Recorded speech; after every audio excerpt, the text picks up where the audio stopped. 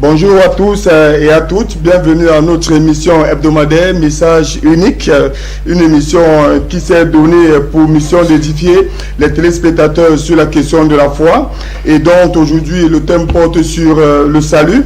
Alors, nous sommes également heureux d'avoir une fois de plus le prophète Élisée à ma gauche et à côté de lui, le frère Dieudonné Nonga et à ma droite, l'imam Mokhtar.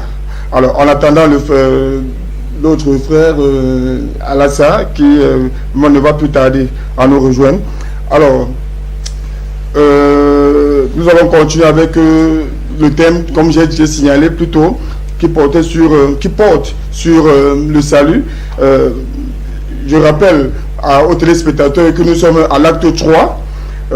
L'acte 1, c'était la définition du salut. L'acte 2, le processus vers le salut. Et maintenant, l'acte 3, je crois que nos experts vont nous édifier davantage. Ils vont nous dire la conduite, vont nous donner la conduite à tenir pour nous conduire à l'édification d'aujourd'hui et dont on va tirer le véritable sens du sujet d'aujourd'hui portant sur le salut. Bonjour à tous et bienvenue. Bonjour. Monsieur Mokhtar. Oui, bonjour Monsieur Stéphane. Bonjour, n'est-ce pas, aux millions de téléspectateurs de par le monde entier.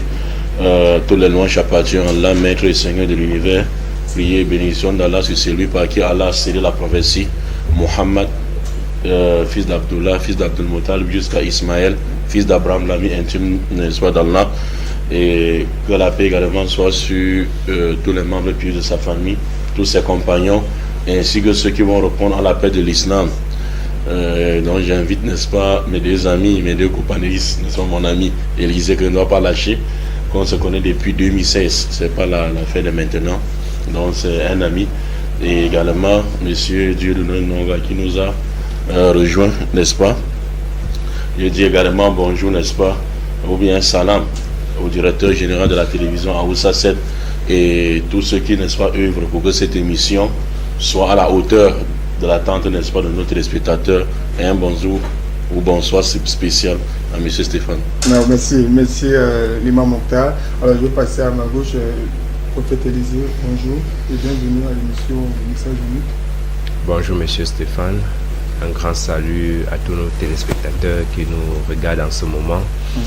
Et sans oublier l'équipe technique qui œuvre dur pour que cette émission puisse aller de l'avant. Je veux adresser un salut particulier au PDG de Aoussa 7 et lui remercier pour ce qui nous donne une tranche d'antenne pour que nous puissions édifier le peuple de Dieu. Et je rends gloire à Dieu, notre Seigneur Tout-Puissant, le Seigneur Jésus-Christ, lui qui nous a fait grâce, parce que comme Salomon disait, il y a un temps pour toutes choses, il y a un temps pour vivre, il y a un temps pour mourir. Et je crois que le temps que nous vivons actuellement, c'est le temps où la vérité doit luire, afin que nul ne dise au jour du jugement que je ne savais pas ou je ne connaissais pas. Et je vais terminer par saluer mon bien-aimé frère, collaborateur sur le chemin du Calvaire. Bonsoir Monsieur Nonga, Dieudonné Nonga. Bonsoir. Bonsoir prophète Élisée. Quelle transition. Bonsoir. Bonjour Monsieur Dieudonné Nonga. Bonjour. Bienvenue une fois de plus à notre émission, d'avoir honoré l'invitation qu'on vous a faite. Merci beaucoup encore en cette journée, en cet après-midi. Journée pas facile, semaine pas facile, avec la grâce de Dieu. Nous sommes encore là sur un plateau de titan en ce jour. Mais avant toute chose, rendre encore et continuer de rendre grâce à notre Seigneur Jésus-Christ, celui qui a permis que nous soyons là aujourd'hui. Parce que lui-même il dit que toutes choses ont été faites par lui et rien n'a été fait sans lui. Donc si nous sommes là aujourd'hui, c'est parce que lui il a déjà fait. Et J'adresse mes salutations à notre aîné sur le plateau, l'imam Da. Un homme très dangereux dans les réseaux sociaux. Je ne suis pas adepte, mais j'ai fait le couloir au moins pendant 30 minutes cette semaine pour essayer de... Et puis je dis... Vous avez découvert le et talent. je dis bonjour. Je dis bonjour à mon grand frère, à mon aîné dans la foi, Tout à fait. prophète Élisée. Je dis bonjour à vous-même, M. Kana. Bonjour à tous ceux qui pourvoient financièrement. Parce que pour que nous soyons là, il faut beaucoup de finances. Et je leur dis merci. Parce que par leur concours sur cette chaîne, beaucoup vont encore accepter et Dieu va encore ajouter dans son église ceux qui seront sauvés. Et je vous dis merci. Ok, merci à tous. Alors nous allons commencer. Je commencerai par vous, Élisée, pasteur Élisée, tant pour moi. Alors, le salut. Nous avons commencé par la définition du salut. Qu'est-ce que le salut? Après, on a continué par le processus pour atteindre le salut. Et maintenant, aujourd'hui, qu'est-ce qu'on va dire du salut? Non. Pour la connaissance de ceux qui n'étaient pas déjà là, Tout à fait. ils doivent comprendre que le salut, déjà, c'est le fait de ramener l'homme à la position qu'il avait dès le commencement. Parce que lorsque Dieu a créé l'homme, il a créé l'homme parfait. Et maintenant, suite à la tromperie du diable, l'homme a désobéi à l'édit que le Seigneur Dieu avait fait et il a été chassé. Il a été chassé de la présence de Dieu. Donc, le salut, donc, c'est le processus qui permet de ramener l'homme à la position originelle. Et ceci se fait par la repentance et la foi en l'œuvre que Christ a fait au calvaire. Et de croire en cela. Ça c'est pour rappeler aux téléspectateurs le processus. De croire en cela et d'accepter cela comme acquis. Et je vais aider les millions de musulmans qui nous regardent. Pas que des musulmans, des chrétiens aussi. Oui, les chrétiens, eux, ils savent qui déjà ça. Qui sont méconnaissants. Et ceux qui ne connaissent pas encore la religion chrétienne. Tout à fait. Je vais venir par une anecdote, si vous me permettez, monsieur Stéphane. Allez-y. D'abord le timing. Dans la foi musulmane, on nous dit que au jugement dernier, Dieu va peser les bienfaits des hommes d'un côté et les méfaits de l'autre côté. Et si tes bienfaits pèsent plus que tes méfaits, alors tu as droit au paradis. Mais si c'est le contraire, tu pars en enfer. Or, bien-aimés frères, chers téléspectateurs, nous sommes conscients que le cœur de l'homme est mauvais. Et s'il fallait se tenir à ça, toute l'humanité ira en enfer. C'est pourquoi la Bible déclare: tous ont péché. Tous, sans exception, ont péché. Et ils sont privés de la gloire de Dieu. Or, puisque Dieu est fidèle et juste, qu'est-ce qu'il a fait? Sa fidélité déjà, c'est que il tient à sa parole. Ce qu'il a dit, il doit s'accomplir. L'homme a péché et il doit mourir. Maintenant, qu'est-ce que Dieu fait? En tant qu'un juste juge, est-ce que vous me saisissez? En tant qu'un juste juge, chers téléspectateurs, il se prend sur lui de payer la dette. C'est-à-dire, il prend sur lui la condamnation de la mort. Or, la Bible nous dit que Dieu est esprit. Or, étant donc esprit, est-ce qu'un esprit meurt? Non. Qu'est-ce qu'il faut faire donc? Puisqu'il est le Tout-Puissant, et ça, les musulmans ne peuvent pas le contester, par sa toute puissance donc, tout à fait, il se fait chair. C'est-à-dire le Dieu Tout-Puissant, esprit, il se fait chair, c'est-à-dire il quitte du contexte esprit pour devenir humain.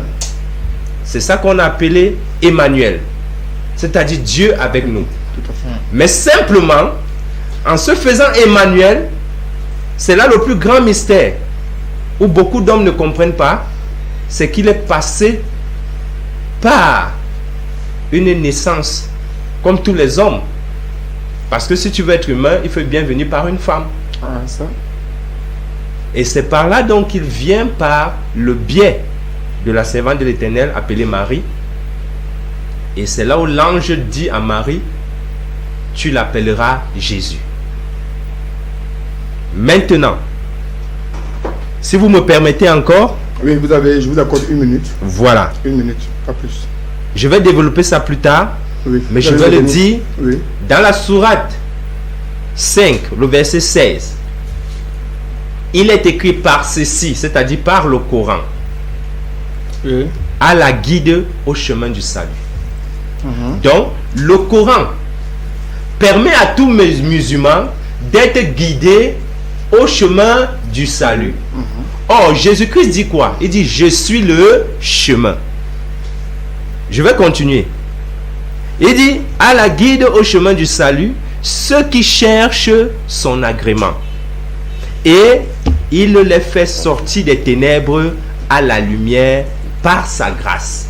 Or, nous reconnaissons aussi que Jésus, dans la parole de Dieu, est identifié comme la lumière du monde. Et ce verset chute en disant ceci, et il les guide vers un chemin droit. Et comme je l'ai déjà dit, il n'y a qu'un seul chemin. C'est Jésus-Christ. Il dit, je suis la vérité, je suis le chemin et je suis la vie. Alors quiconque veut vivre éternellement doit accepter le don que Dieu a fait à l'humanité. Car il est écrit, Dieu a tant aimé le monde qu'il a donné son Fils, afin que quiconque croit en lui ne périsse point, mais qu'il ait la vie éternelle. Merci. Merci, pasteur Élisée. Oui, je crois que avant de donner la parole à l'imam, imam, vous êtes prêt? Ok, allez-y, imam. Oui, je vais revenir plus tard vers le pasteur Dieudonné. Alhamdulillah, j'espère que tout le monde a suivi notre cher ami, notre ami pasteur Élisée. Mais dans tout ce qu'il a dit, je prends M. Stéphane à témoin, comme l'arbitre du match, quoi. Tout à fait. Et je prends, n'est-ce pas, les téléspectateurs également à témoin. Est-ce que pasteur Élisée a cité un seul verset de la Bible sortant de la bouche de Jésus-Christ attribuant le salut? Non. Et vous savez, c'est dans l'habitude de mon ami Élisée d'aller de partout. Le thème, c'est sur le salut. Le thème n'est pas sur la divinité de Jésus-Christ. Vous comprenez un peu. Et ce qu'on attendait plus, c'est, vous avez parlé de processus pour avoir le salut. Et ce processus, dans l'acte 1, si vous vous rappelez, nous avons rappelé ce même processus. Vous n'avez pas nié. Parce que vous avez récité un verset du Coran où Allah dit, par ce Coran, Allah guide vers le salut. Et j'avais pris la sourate pour, n'est-ce pas, le temps. Où Allah dit, je ne juge pas le temps. L'être humain égaré, n'est-ce pas, par le temps, tous les êtres humains. Sauf, c'est lui, n'est-ce pas, qui a appris et il a mis en pratique. Il a appelé vers, il a invité les gens vers ça. Et également, il a patienté. Et ça, c'est le but de la création de l'être humain dans la Bible comme dans le Coran. Parce que rappelez-vous, chers téléspectateurs, pour connaître, n'est-ce pas, comment obtenir le salut, rappelez-vous d'abord le but de la création de l'être humain. Parce que la racine de l'être humain, c'était le paradis. Quel était le but de la création de l'être humain? Dieu a créé l'être humain pour le vouer un culte pur exclusif. Et cet être humain était Adam. Ça, c'était un. Deux, maintenant, Dieu avait créé Adam, n'est-ce pas, pour lui vouer un culte pur exclusif dans sa similitude, sa divinité, ses noms et attributs. Deux, maintenant, Adam était créé également pour faire la volonté de Dieu, n'est-ce pas, ou au paradis avec son épouse. Et cette volonté de Dieu qui était caractérisée par deux choses, l'ordonnance du bien et l'abstinence du mal. Après avoir créé Adam, il dit, je suis unique. Il dit, voici ce fruit, mange ceci, et voilà l'autre fruit, ne mange pas cela. Ça, c'était au paradis. Deux, trois, maintenant, Adam maintenant, après avoir, n'est-ce pas, fait l'erreur, il a chuté. Il était question maintenant que l'être humain retourne vers sa vraie valeur, qui était le paradis. Vous n'avez pas du processus. Le Coran dit, et la Bible, le chemin qu'Allah, n'est-ce pas, a choisi était l'envoyer des messagers. Et tous ces messagers, aucun d'eux n'était venu pour se faire massacrer. Pour que la croyance, par nous de croyance à leur, n'est-ce pas, leur soi-disant mort, nous puissions, n'est-ce pas, retourner au paradis. Non. Adam n'avait pas cru à la mort de quelqu'un, n'est-ce pas, pour rester au paradis. Il était question qu'il mette en pratique la loi de Dieu qui était l'ordonnance du bien, l'abstinence du mal, et de reconnaître l'unicité absolue de Dieu. Et ça, c'est le prêche de tous les prophètes. Quand tous les messagers viennent sur la terre, c'est pour deux choses, il n'y a pas trois. La première, c'est d'enseigner l'unicité absolue aux gens, qui est Dieu, Elohim, Yahweh, le Yod, Hawa, Ouhed et Allah en arabe, et de maintenant inviter cet être humain à mettre en pratique les injonctions de Dieu, et troisièmement, n'est-ce pas, se détourner, inviter les gens à se détourner, n'est-ce pas, des valeurs prônées par Satan le maudit. Ça, c'était le but d'envoi de tous les prophètes. Aucun prophète, d'ailleurs même, tous ceux qui ont programmé la mort des prophètes sur la terre étaient des mécréants. C'est pour ça que dans le livre de Luc, Jésus-Christ dit ceci dans Luc chapitre 11, verset 49 à 50. La sagesse de Dieu a déclaré, je leur enverrai les prophètes et les apôtres. Ils tueront d'autres. Ils tueront d'autres et ils vont lapider d'autres pour que le jugement dernier, il leur soit demandé, n'est-ce pas, compte des sangs de ces prophètes. Vous comprenez que Dieu n'avait pas envoyé les messagers sur la terre pour se faire tuer. Mais la mort était programmée par des mécréants qui ne voulaient pas accepter, n'est-ce pas, cette mort. Tout à l'heure, vous avez entendu mon ami Élisée dire que obtenir le salut, le péché est venu. Parce que pour eux, nous naissons avec le péché. Et en même temps, ce n'est pas comme ça que l'apôtre Jean a défini le péché. Nous ne naissons pas avec le péché d'Adam et Ève, jamais. Vous avez dit que le péché ou le salut, c'est un processus. Pour qu'il y ait péché, il faut qu'il y ait désobéissance. Vous avez déjà oublié la définition donnée par l'apôtre Jean dans 1 Jean chapitre 3, à partir du verset 6 à 7, celui qui pêche est du diable, car le diable pêche depuis le commencement, et le péché c'est la transgression de la loi. Le péché c'est la transgression de la loi. Quand vous accusez un bébé qui est dans le ventre de sa mère, vous chrétiennes, qui avez, n'est-ce pas, les grossesses de 6 mois, 3 mois, votre bébé est déjà coupable d'un péché qu'il ne connaît même pas. Et subitement, Jésus lui-même ne connaît pas ça. Parce qu'il dit, laissez venir vers moi les petits enfants, car le royaume des cieux les ressemble. Donc le royaume des cieux ressemble aux petits pécheurs, quoi. Le royaume des cieux ressemble aux petits pécheurs. C'est-à-dire, Jésus prend une image, c'est-à-dire la parabole. La parabole, c'est une façon de parler par image. Il prend l'image du péché pour représenter le royaume des cieux, pasteur Élisée. C'est pas possible. Vous avez échoué sur le contexte du salut. Tout le christianisme en général, que ce soit n'importe quel dogme catholique, vous avez échoué sur le plan du salut. Ça, c'est un. Vous accusez les gens d'avoir commis les péchés qu'ils ne connaissent pas. J'étais pas avec Adam au paradis. Vous n'étiez pas avec Adam au paradis. Adam n'a pas demandé, n'est-ce pas, ton avis avant de commettre le péché. Et dit que, n'est-ce pas, les péchés d'Adam retombent sur nous. C'est pour dire que si mon père était homosexuel, devant, n'est-ce pas, le juge sur la terre de côté ici, on va me condamner. C'est pas possible. Et Dieu ne reconnaît pas ça. Le Dieu de la Bible et le Dieu du Coran ne connaît pas ça. Ni les prophètes de la Bible et les prophètes du Coran. Un exemple. Le Dieu de la Bible dit ceci dans Deutéronome chapitre 24, verset 16. L'homme ne fera pas mourir, n'est-ce pas, les pères pour les fils, et l'homme ne fera pas mourir les fils pour les pères. Mais on fera mourir chacun pour son propre péché. Et Ézéchiel lui-même, maintenant, le prophète vient confirmer. Le Ézéchiel dit dans Ézéchiel chapitre 18, verset 1. Dieu dit d'abord, Ézéchiel dit aux enfants d'Israël, pourquoi dites-vous ce proverbe au milieu de vous? Les parents ont mangé les raisins verts et les dents des enfants ont été agacées. Dieu dit, je ne veux plus entendre ce proverbe parmi vous. Il dit, si Dieu était là, il était même comme il est là. Si un prophète était là physiquement, mais pasteur Élisée, il devait te rappeler le même verset. Si Ézéchiel était là, pourquoi dites-vous que les parents ont péché, les enfants portent l'iniquité? Dieu dit, l'âme du père m'appartient comme l'âme du fils. Un fils qui ne mange, qui n'adore pas, un fils qui ne fait pas l'idolâtrie, qui ne mange pas l'usure, qui ne prête pas intérêt usuraire, qui respecte mes commandements, il vivra. Et au verset 18 à 19, il dit, l'âme qui pêche, c'est elle qui mourra. Le père ne portera pas le poids de la faute de son fils, le fils ne portera pas le poids de la faute de son père, la justice du juste sera sur lui, et la méchanceté du méchant sera sur lui. Et le Coran, n'est-ce pas, et le Coran croise la Bible là-bas Dans Coran chapitre 17 verset 15, Allah dit quiconque prend le droit chemin ne prend que pour lui-même. Et quiconque s'égare ne s'égare qu'à son propre détriment et personne ne portera le fardeau d'autrui. Donc je vais chuter ici, oui. Je vais chuter pour une minute pour dire ce qu'on attend. Je vais donner, n'est-ce pas, un exemple à notre cher ami Élisée, par exemple dans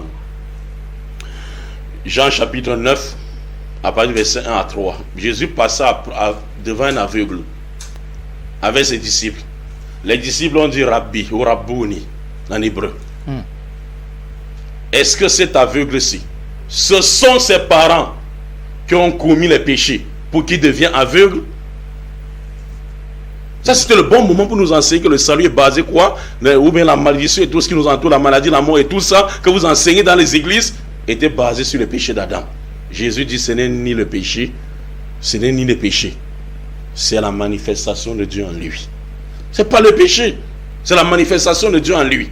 Donc ce qu'on attend, montrez-nous comment obtenir le salut. Parce que Jésus n'est pas mort sur la croix. Je reviendrai ici là pour vous prouver que tout celui qui croit que Jésus est mort sur la croix, tu meurs avec ce dogme selon Jésus, c'est l'enfer sans embouteillage. Et moi, je ne veux pas de ça pour toi, mon ami Élisée. Donc c'est un peu ça. Merci, Imam Mokhtar. Je vais désormais passer la parole à pasteur Nonga Dieudonné, qui va certainement peut-être rebondir sur tes propos ou alors enrichir les propos de son aîné dans la foi. On est bien aujourd'hui, hein? On est bien. Ah bon, vous trouvez? On est très bien. Parce que j'ai pas envie de contredire ou de faire un dit oui ce matin. Prophète Imam Mokhtar, vous n'avez pas, je vais dire, pas tort dans votre explication. Du péché n'est pas imputé, le péché du Père n'est pas imputé au Fils. Ça, c'est le message que je prêche d'abord. Adam, comme j'ai dit le premier jour, le salut, c'est le projet de Dieu avant la fondation du monde. Adam fait partie du projet de Dieu dans la venue de son Fils, dans la venue de lui-même. Si on regarde au péché d'Adam, Adam ne dit pas à son fils Caïn, tue ton frère Abel. Adam vient juste de désobéir à Dieu. Ce qui est, parce que la désobéissance, c'est ça le péché. Papa va te dire à la maison, ne sors pas à 19h, tu viens sortir à 19h et puis tu rencontres un accident en route. Tu as désobéi à papa et puis tu payes la conséquence de ta désobéissance. Dieu ne nous impute pas le péché d'Adam. Chacun d'entre nous, comme un jour m'a dit mon père spirituel, pour être sauvé, il faut avoir péché. Une manière de me faire comprendre que ce n'est pas quand tu es né que tu as péché, mais c'est quand tu es devenu un pécheur en transgressant les ordonnances que tu es devenu un pécheur. Et aujourd'hui, nous sommes dans le processus de parler du salut parce que Dieu a le projet de ramener l'homme à lui. Dieu a le but ultime afin que les hommes se rattachent à lui. D'ailleurs, la Bible est claire dans Genèse. Dans Genèse 3 d'abord, ce n'est pas d'abord Dieu qui a chassé Adam. La Bible dit que Adam est parti loin de la face de Dieu car il s'est rendu compte qu'il était nu. Donc, étant dans le jardin, dans le paradis de Dieu, Adam lui-même, venant de commettre une faute, est arrivé à aller loin dans la présence de Dieu. La Bible dit que Adam est allé loin de la présence de Dieu. Dieu enlève Adam de ce jardin parce qu'il ne faut plus que l'homme qui a maintenant désobéi aille encore manger de l'arbre de la vie pour continuer à vivre longtemps. Le tu mourras n'est pas physique, il est spirituel. Ton attachement à Dieu, ton intimité à Dieu meurt. Et c'est ça qu'Adam a vécu. Adam a continué à vivre. C'est là qu'Adam a eu son premier fils, Caïn. C'est là qu'il a eu Abel. Dieu dit quoi, Caïn? Quand Caïn vient commettre la faute, le péché est à ta porte. Mais si toi tu résistes, il fuira loin de toi. Or, Jésus, lui, nous dit dans Apocalypse 3:20, je me tiens à la porte. Vous avez parlé de l'église tout à l'heure, je suis de l'église de Dieu, l'église du royaume de Dieu. Mais moi, je crois que cette parole s'adresse plutôt à l'église, elle ne s'adresse pas au monde. Apocalypse 3:20. Parce qu'aujourd'hui, nous, on a laissé Jésus à la porte. Il n'est plus dans nos églises. On parle de ton père avait fait hier, il faut que tu fasses aujourd'hui pour que ça ne soit plus. Parce que ça te suit. Amen. Amen. Je suis en train de prêcher. Donc, le salut, c'est un processus. On est arrivé après Adam, on a vu Noé, on a vu Abraham, après on a vu Joseph, les 12 tribus d'Israël qui se sont formées. On est allé en Égypte, on est sorti d'Égypte avec Moïse. Moïse est sorti en disant Dieu a dit. Or Dieu dit à Moïse dans Exode 23, je te donne un ange. Lui, il a mon nom. Mais il n'est pas comme moi, il n'a pas mon caractère amour. Obéis, si tu désobéis, lui, il va te frapper. Mais lui, ce n'est pas moi, mais il a seulement mon nom. Une manière de faire comprendre à Moïse que voilà avec qui toi tu vas marcher pour le moment. D'ailleurs, la Bible est claire. Quand ils étaient dans le désert, il y avait un rocher qui les accompagnait. Ce rocher, quand on vient lire dans Galates, l'apôtre Paul nous montre que ce rocher, il s'agissait de Jésus. Il s'agissait déjà de Jésus qui marchait déjà avec le peuple. Donc, le salut n'est pas le projet d'un homme pour les autres hommes. Mais le salut, c'est le projet de Dieu avant la fondation. 1 Pierre 1, à partir du verset 19, 20, 21, l'agneau a été immolé avant la fondation du monde. Jésus a été immolé.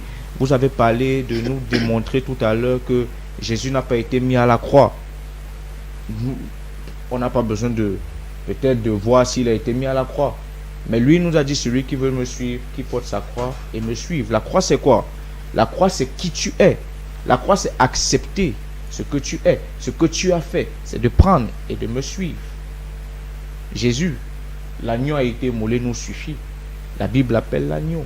Il dit dans Jean 10, je vous le dis en vérité, à partir du verset 7, Jésus leur dit encore, je vous le dis en vérité, je vous le dis, je suis la porte des brebis. Parce que lui, il est le patron des brebis. Nous sommes les moutons de Dieu. Quand il y a la tabaski, on sacrifie un mouton en fin de l'expiation comme Moïse faisait. Après, il dit plus loin, au verset 8, tous ceux qui sont venus avant moi sont des voleurs et des brigands. Qui est venu avant Jésus? Les prophètes. Qui nous ont raconté, ils nous ont dit ce qu'ils ont entendu. Mais lui, il est celui maintenant qui a parlé. D'abord, Moïse a parlé avec l'ange. Mais il a dit au peuple que c'était Dieu. Plus loin, quand le tonnerre frappe, il leur dit, Dieu a dit. Eux, ils ont entendu le tonnerre. Jean nous illustre ça bien dans le livre de 1 Jean. Que quand le tonnerre, eux, ils entendaient, Moïse disait que c'est Dieu qui a dit. Donc, la condition du salut dont nous sommes en train de parler depuis 3 sessions aujourd'hui, Ouais. c'est Jésus. Pourquoi? Parce que c'est le plan de Dieu. Aujourd'hui, ce que l'humanité est le plan de Dieu. Le Coran nous le dit. La Bible nous le dit. L'unicité, Jésus nous dit ça. Jean 13. C'est à ceux-ci qui reconnaîtront que vous êtes à l'unicité, à l'amour, au partage. Comme nous sommes là aujourd'hui sur le plateau, pour partager des idées, des arguments. Afin d'édifier ceux qui nous regardent, ceux qui nous écoutent. C'est à ça que le monde, celui qui n'a pas encore connu la vérité, va connaître la vérité. Je crois, j'ai connu le salut. Mon voisin, le meilleur impact que je peux donner à mon voisin pour qu'il comprenne l'essence du salut, c'est ma manière d'être avec lui. Ce n'est pas ma trop estime ou ma grande connaissance. D'abord, Paul dit ça. Notre prédication n'est pas une prédication de sagesse ou d'intelligence, mais c'est une prédication d'esprit et de puissance. Parce qu'il y a une puissance dans l'amour. Il y a l'esprit de Dieu dans l'histoire de l'amour. Et c'est ça que Dieu nous a manifesté tout au long des siècles, jusqu'à ce jour et demain toujours. Merci. Ok. Heureusement que vous avez chuté vous-même. Oui, sans transition, je vais passer la parole à... Ah oui, c'est vrai. Oui. Ok. Merci beaucoup. Oui. La parole. Oui, j'ai dit d'abord merci à mon ami Élisée qui a apprécie. volé équilibré. Oui. Il veut le jeu d'équilibre. Pour la première fois, mon ami est juste. Non, il a toujours eu la dernière fois. Je ne suis pas d'accord. Même la dernière fois, il me reprochait tout de cela parce qu'il veut qu'il y ait équité. Oui. C'est pour ça que je dis que je souhaite qu'il y ait des prochaines fois comme ça. Non, mais il a toujours été comme ça. Hein. Ok, ça c'est très bien. Ouais. Ok, je reviens, n'est-ce pas, à notre cher ami Pasteur Nanga. Je le félicite et je le remercie beaucoup parce qu'il ne m'a pas contredit, mais il m'a juste accompagné. Mais je vais juste rebondir plutôt sur ce qu'il a dit. Et on n'a pas été d'accord. Okay. Pour ne pas encore revenir encore sur, donc, il y a une nuance quelque part. Sur le verbiage, n'est-ce pas, qui m'accompagne. Vous comprenez un peu. Okay. Donc je rentre. Il dit, tu pêches avant de devenir pêcheur. Bon. Non, tu ne pêches pas avant de devenir pêcheur. Pour parvenir au salut, comme vous avez dit, on n'hérite pas le péché. Depuis le ventre de sa mère. Oui, on devient pécheur. On devient. Oui, et justement, c'est ce que je voudrais que vous dites à mon ami Élisée qui est près de vous, qui n'a pas la même vision que vous. Parce que lui, il dit on est avec les péchés d'Adam et Ève. Je l'ai déjà entendu plusieurs fois, à moins que peut-être aujourd'hui se repent. Mon ami. Il va rebondir. Oui. Allez-y, il va rebondir. Et vous dites que non. C'est plutôt. Il a pris note. Oui, Pasteur Nongama rejoint. Il a rejoint l'islam. Quand je dis qu'il a rejoint l'islam, ça veut dire quoi, Pasteur Nonga? A dit vous avez rejoint l'enseignement de l'islam qui dit pour être péché, il faut, n'est-ce pas? Il faut dorénavant commettre un acte de péché. Et c'est ce que nous avons toujours dit, nous les musulmans, que le péché, le pécheur. Les chrétiens, contrairement au pasteur Nonga, confondent ce qu'on appelle la nature pécheresse et naître avec le péché. Okay. Écoutez bien. Et ce que, n'est-ce pas, mon ami veut faire comprendre aux gens. Et la même chose. Ils confondent la nature pécheresse, l'être humain de nature, à la nature pécheresse. C'est quoi la différence? Et la différence est que l'être humain, Adam a fait l'erreur. Tous ses enfants, n'est-ce pas, sont sujets à l'erreur. Mais pour qu'il y ait erreur, il faut qu'il le fasse. Et s'il ne le fait pas, il ne sera pas condamné. Rappelez-vous Dieu dans Exode, quand il donnait les 10 commandements à Moïse dans Exode chapitre 20. Il dit, je suis le Seigneur ton Dieu qui t'a fait sortir du pays d'Égypte, tu n'auras point d'autre Dieu devant ma face. Dieu en bas, il dit, quand je suis un Dieu jaloux, ici en bas, je suis un Dieu jaloux qui punit l'iniquité des pères sur les enfants jusqu'à la 3e et 4e génération de ceux, il met l'accent, de ceux qui me haïssent. Et je fais miséricorde jusqu'à plus de 10 générations. Vous comprenez un peu? Donc, la nature pécheresse, on n'hérite pas du péché d'Adam et Ève, mais on perpétue les péchés d'Adam et Ève. Écoutez bien ces deux différences. Surtout mon ami Élisée, écoutez bien. Il y a une différence de perpétuer les péchés d'Adam et Ève et hériter du péché d'Adam. Le péché n'est pas héréditaire. C'est pas forcément que ton père soit pécheur que tu dois être pécheur. C'est pas héréditaire. Il n'y a pas un gène de péché quelque part là chez quelqu'un. Non. Ou bien on dit ton père vole, on avait un dogoti comme je disais ici, on doit te condamner. La Bible ne connaît pas sur le Coran ne connaît pas ça. Mais la Bible, le Coran plutôt, reconnaissent que nous pouvons perpétuer les péchés d'Adam et Ève en suivant Adam et Ève dans la même lancée que Adam avait fait. Si Adam avait fait l'erreur, Dieu a envoyé les prophètes et les lois et il dit ne refaites plus. Si on refait, on redevient comme notre père Adam et Ève et là on aura besoin de salut. Et maintenant, si on ne le fait pas maintenant,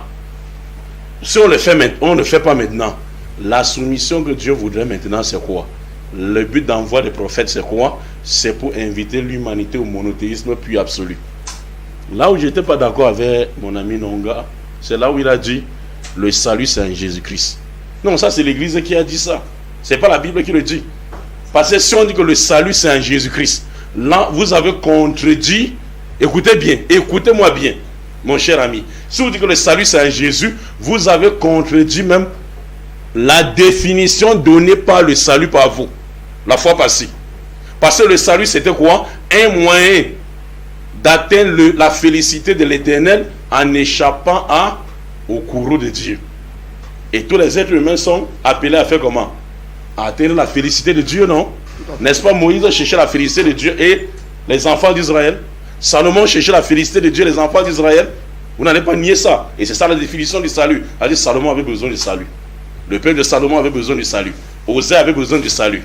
Tous ces messagers, leur peuple avait besoin du salut. Vous ne pouvez pas nier ici. Et s'ils avaient besoin du salut, comment ils ont obtenu le salut? Puisque c'est lui que le salut en lui, comme vous avez dit, est venu longtemps après, des années après leur mort. Vous savez, Dieu les a laissés mourir comme ça avant d'envoyer le plan du salut. Ça ne marche pas. Notre cher ami Nonga, ça ne marche pas. Je veux que vous corrigiez ça. Quand, n'est-ce pas, que ça va revenir à bout de temps. Non. Jésus est salut. Nous on ne refuse pas. Mais à qui? Aux gens de son époque et à son peuple, les enfants d'Israël. Et d'ailleurs, l'apôtre Pierre a dit, il est salut pour Israël. L'apôtre Paul également a dit, il est salut pour Israël. Vous comprenez un peu. Donc, dit que le plan de Dieu, le plan du salut de Dieu, c'est en Jésus, c'est faux et archi faux. La Bible ne le dit pas. À moins que vous apportez les versets bibliques qui sont fiables. Et s'il n'y a pas, c'est que là où vous êtes appuyé, n'est-ce pas, sur les versets béquilles, on vient les détruire, n'est-ce pas, malheureusement, n'est-ce pas, ce béquille. Je vais chuter, n'est-ce pas? Oui. Je vais chuter en disant ceci. Les chrétiens basent, n'est-ce pas, le salut, n'est-ce pas, de l'humanité. Quand Pasteur Nonga dit ceci, Monsieur Stéphane, oui. Quand il dit le salut c'est en Jésus, il veut vous amener à la mort de Jésus sur la croix. C'est ça qu'il veut dire en fait, même s'il ne le dit pas clairement. Et je m'excuse, hein, Pasteur Nonga, si je vous ai prêté, n'est-ce pas, les dire. Donc, c'est pour dire quoi? Si Jésus, d'abord que le récit de la mort de Jésus sur la Bible n'est pas approuvé par tous les évangélistes. Il n'y a personne ici parmi vous qui va dire oui, je vais vous prouver que Jésus est mort. Jésus n'est pas mort, même dans la Bible. S'il n'y a pas eu mort, comment il devait avoir le salut si le salut passait par la mort? Il n'y a pas eu mort. Parce que toute verset que vous allez tenter de prendre pour prouver la mort de Jésus, je vais apporter le contraire. Et je vais voir comment vous allez me faire. Vous voyez un peu. Merci, Imam Mokhtar. Mon but, je vais... le Coran là s'ouvre. Non, ça va s'ouvrir forcément. Ça va s'ouvrir. Oui, Pasteur Élisée, je crois que vous avez besoin de rebondir. Il vous a... Oui. Il vous a interpellé près de 3 fois. Imam Mokhtar, comme il a su bien le dire, c'est un ami. Tout à fait. Et je connais sa tactique. Il prend d'entrée de jeu et dit tout ce que j'ai dit, je n'ai cité aucun verset biblique. Pourtant, j'ai cité plusieurs versets bibliques, sans toutefois dire que, comme mon collaborateur fait, c'est dans Jean, ou c'est dans ceci, ou c'est dans cela. Maintenant, la Bible nous dit, ça c'est un verset biblique que je vais citer, même si je ne dis pas là où c'est écrit. La Bible dit ceci. Je vous écoute. La Bible dit, la nature elle-même ne vous enseigne-t-elle pas? Ça veut dire que lorsque tu regardes la nature, tu peux tirer déjà des enseignements parce que même dans la nature, Dieu a inscrit sa parole. Chers téléspectateurs, écoutez-moi bien. Il a parlé qu'on n'hérite pas des péchés et de ceci ou de cela. Je vais vous poser une question. Si tes parents sont malades et que dans leur maladie, ils te conçoivent, vas-tu naître en santé? Vous avez la réponse. Deuxièmement, nous voyons qu'après le péché ou la transgression de la loi par Adam, il a été chassé du jardin. Ça veut dire que quoi? Tous ces enfants sont nés où? Hors du jardin. S'il faut partir dans la logique de l'imam Mokhtar, on aurait dit que quoi? Ce n'est pas les enfants qui ont péché, donc Donc, dès que les enfants sont nés, ils devaient grandir au jardin. Parce que j'ai dit ici là que le salut c'est quoi? C'est que nous retournons à l'endroit originel où Dieu nous avait placés, dans le jardin. Bon, s'il faut entrer dans sa logique, il faut donc dire que les enfants qui n'avaient rien fait, ils sont nés hors du jardin. Dieu dit, ah, c'est votre père qui avait péché. Donc, ça ne vous concerne pas. Retournez au jardin. Votre père, lui, comme c'est lui qui a péché, va rester hors du jardin. Mon ami, on hérite de tout. Même notre famille, nous, ici en société africaine, si tu as des parents sorciers, tu vas hériter même de leur sorcellerie. Même quand tu as un parent qui est endetté, s'il meurt, tu vas hériter de ses dettes. On hérite de tout. Je prends un verset biblique. Allez-y, tout à votre honneur. Exode 34. Je prends le verset 7. Il dit, je conserve mon amour jusqu'à la 1000e génération. Je pardonne le crime, la faute et le péché. Mais je ne tiens pas coupable pour innocent. Il dit, et je punis la faute des pères. Je punis la faute des pères sur leurs descendants jusqu'à la 3e et même jusqu'à la 4e génération. C'est pas moi qui ai écrit ça, c'est Moïse. Tout à fait. C'est tiré des écrits. Il dit, je punis la faute des pères sur leurs descendants. Bon, sauf si c'est moi qui ai écrit ça. Maintenant, pourquoi le salut? Nous parlons de salut en Jésus-Christ parce que le salut même c'est un homme. Et ce salut qui est un homme, c'est le Seigneur Jésus-Christ. Et la Bible nous dit qu'il est la parole de Dieu. Et le Coran le confirme. Je vais donner la sourate. Allez-y. La sourate 19, verset 34, nous dit que Jésus est la parole de Dieu.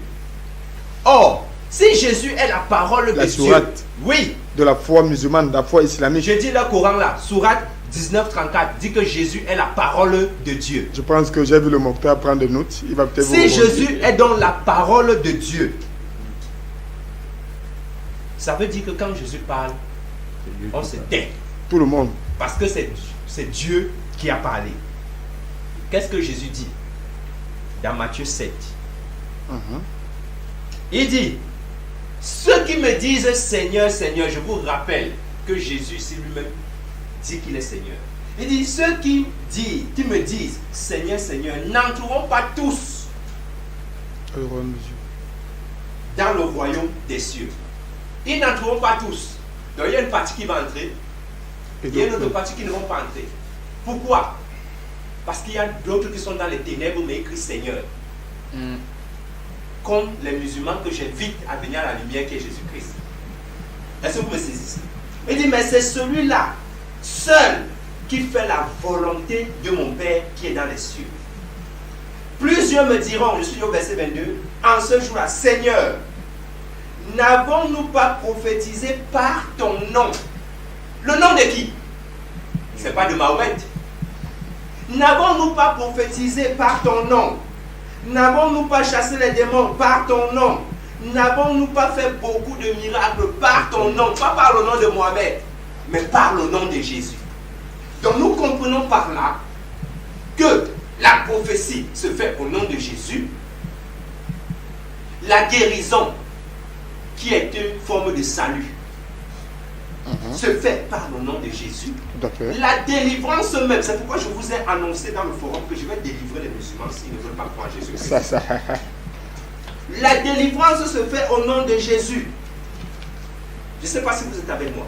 Je suis avec vous. Ok. Allez-y. Maintenant, il a parlé d'un prétendu sacrifice qui s'est fait. Pourquoi le peuple ancien avait fait des autels? Chaque fois qu'ils avaient l'apparition de Dieu. Et que signifie le sacrifice qu'ils mettaient sur l'autel? Pourquoi il fallait égorger un agneau? C'est parce que Dieu avait faim? Ou bien parce que l'adorateur avait faim? Non, c'est parce qu'il fallait verser du sang. Le christianisme est une religion de sang. C'est pourquoi j'arriverai à la fin où Jésus lui-même dit, celui qui ne mange de ma chair et qui ne boit de mon sang n'a pas la vie éternelle. Donc j'appelle l'imam Mokhtar à manger la chair de Jésus et à boire le sang de Jésus pour avoir la vie éternelle. C'est Jésus lui-même qui dit dans sa bouche. Permettez-moi, je vais chuter. Oui, allez-y. J'avais voulu vous le dire. Avec... non, moi je respecte mon temps, hein, ne vous inquiétez même pas pour ça. Un homme discipliné. Extrêmement Marc, oui. Chapitre 13, je vais prendre le verset 13. Il dit quoi? Il dit, vous serez haïs de tous à cause de mon nom. Mais celui qui persévérera jusqu'à la fin sera sauvé. Il n'a pas dit que nous serons haïs à cause du nom de Dieu. Ou bien à cause du nom d'un prophète. Il dit à cause de son nom. Qui? Jésus. C'est Jésus qui parle. Je vous prends les paroles de Jésus. Pourquoi je vous prends les paroles de Jésus depuis? Parce que même le Coran, j'ai cité, dit que Jésus est la parole de Dieu. Et Jésus dit donc que à cause de son nom, nous serons haïs par tous. Mais il nous demande de persévérer jusqu'à la fin. C'est pourquoi allez-y.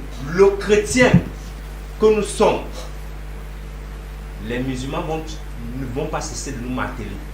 Mais nous allons tenir bon. Parce que nous suivons les paroles de Christ. Je vous remercie. Merci, Pasteur Élisée.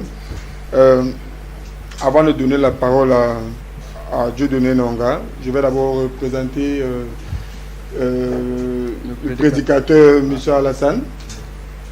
Bienvenue. Merci, monsieur le journaliste. Assalamu alaikum wa rahmatullahi wa barakatuh pour tous les peuples et les auditeurs. Et plus exactement, comme je suis en retard, je dois couper court pour dire que je suis vraiment en retard parce que j'ai vu une urgence, mais Dieu merci, j'ai quand même coupé pour arriver. Je m'excuse déjà pour ce retard. Et vous avez un sujet phare. Bien sûr. Parce que si les gens n'ont pas étudié, ils ne vont pas s'en sortir. Parce que je vais commencer par Enoch, Abraham, jusqu'à Jésus. Le temps qu'on avait prévu pour que le dernier prophète arrive n'était pas encore arrivé. Ça a encore fait 570 ans avant qu'on ait accouché l'individu. Pas vous donner le test qui dit que quelqu'un est né après Jésus. Vous comprenez?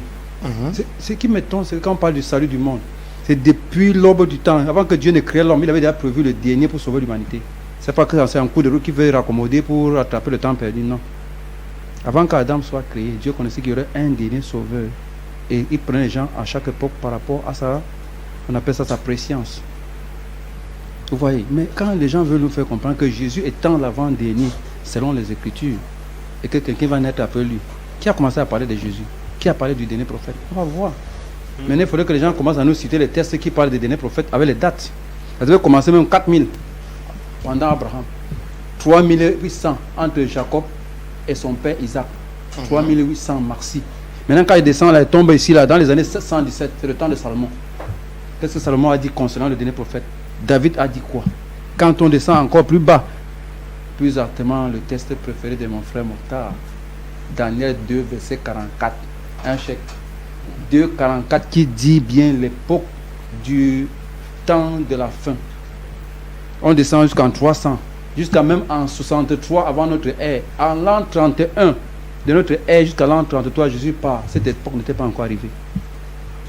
Et en l'an 70, là où tout est fini pour attendre l'époque là. C'est en l'an 70 qu'on a sonné pour attendre l'époque là. Ça fait 500 ans qu'on a accouché le dernier prophète. Pourquoi les gens viennent, pourquoi les gens veulent égarer eux-mêmes et les gens qui les entourent? C'est bien beau ce qu'ils veulent faire. Et ça c'est dans un homme. J'ai dit non. Quand on ne connaît pas, on se tait.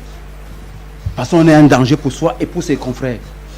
En même temps, il tient à rappeler que nous sommes dans une émission qui a pour vocation d'édifier non pas seulement les téléspectateurs qui nous regardent et nous écoutent, mais également nous-mêmes qui sommes ici, qui sommes d'abord avant tout des apprenants devant la foi. Ça me plaît beaucoup parce que vous êtes là maintenant le premier téléspectateur. Ce ne serait pas les gens là, c'est toi, l'arbitre du match. Quand on va donner les dates, tu vas vérifier. Parce qu'il faut qu'en sortant ici, que n'importe qui soit moins orienté. On va venir chaque semaine, on crie, on part, personne ne sait là où il va se mettre. Tout le monde va aller au paradis. Où est la route pour prendre? Pour aller au paradis. Jésus-Christ, c'est la route. On va arriver, vous allez essuyer la bouche là. Le chiffon là, vous allez essuyer bien. Vous comprenez? Maintenant, Oui. quand en l'an Alors, 70 de notre ère, Ouais. le dernier prophète n'est pas arrivé. On a détruit Jérusalem. Comment est-ce que ça doit se réaliser? Les tests ont dit les dates. Premier test, c'est Ésaïe 2:2. La réalisation de cela. Jésus Dans la n'a jamais. Bible. Oui, tout ça c'est biblique. C'est biblique. Je m'attendais à ce que vous preniez peut-être des exemples sur le Coran. Hein, pour, Le Coran ne peut pas être. On n'a pas encore cité le Coran pour l'instant. Parce que mon frère, Oui, ce allez-y. qui J'espère que embrouille. je suis votre Ce chemin. qui embrouille les gens aujourd'hui, c'est parce qu'ils veulent un livre qu'ils me connaissent, sans savoir que ce livre va être annoncé. Il faut déjà qu'on identifie qui est cette personne, à quelle époque il vient et qu'est-ce qu'il a apporté comme livre. Tout à fait. La Bible nous parle d'un dernier prophète et un livre qu'on a scellé pour le temps de la fin.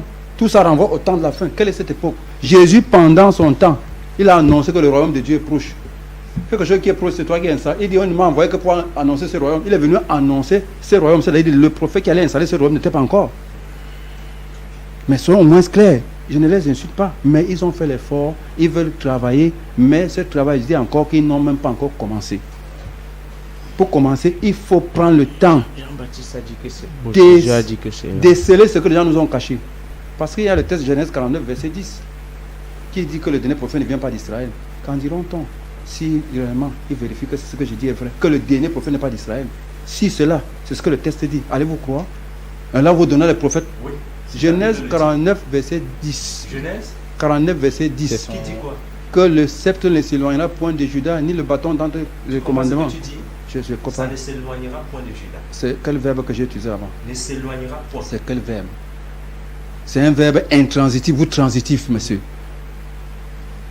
J'ai dit qu'on ne va pas parler quand on ne connaît pas. Hein? Bâton de commandement ne S'éloigner, pas, c'est un verbe transitif, Qui veut dire accompagné avec les prépositions. oui.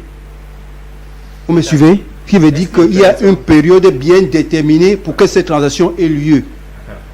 Vous me suivez, monsieur? Allez-y, vous avez ça. Vous avez la Et dans ces conditions-là, que le jusqu'à vient, qui est une proposition, déterminer l'époque.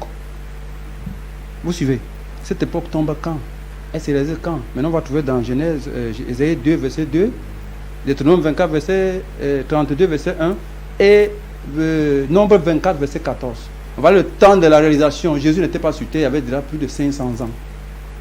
Quand on a reconstruit le temple de Jérusalem, aussi, officialisé le lieu du culte de la Mecque, c'est 500 ans après Jésus. Après lui. Oui, il faut que les gens apprennent. Je vous dis, ça me fait mal parce que je Maintenant- suis content. Maintenant, vous savez que revenons maintenant, retraçons un peu le débat sur le salut. Alors, maintenant, sur le salut. Le salut vient du dernier prophète et non de l'avant-dernier. Jésus est l'avant-dernier Et et non c'est qui le le dernier. dernier? C'est Mohammed sallallahu alayhi wa sallam, Mohammed. levé en Arabie en 610. Pendant 23 ans de mission, il est mort en 600. Et je m'en vais donc vous poser une question pour vous pour permettre de continuer dans votre lancée. Oui. Oui, dites-moi, alors, Mohammed, en tant que dernier prophète, alors, qu'est-ce qu'il lui il a apporté? Quel est le processus pour lui pour atteindre le salut? C'est pour unifier l'humanité autour de l'unicité de Dieu pour avoir le salut. Or, la vie éternelle, c'est qu'ils te connaissent, toi, le seul vrai Dieu et celui que tu as envoyé.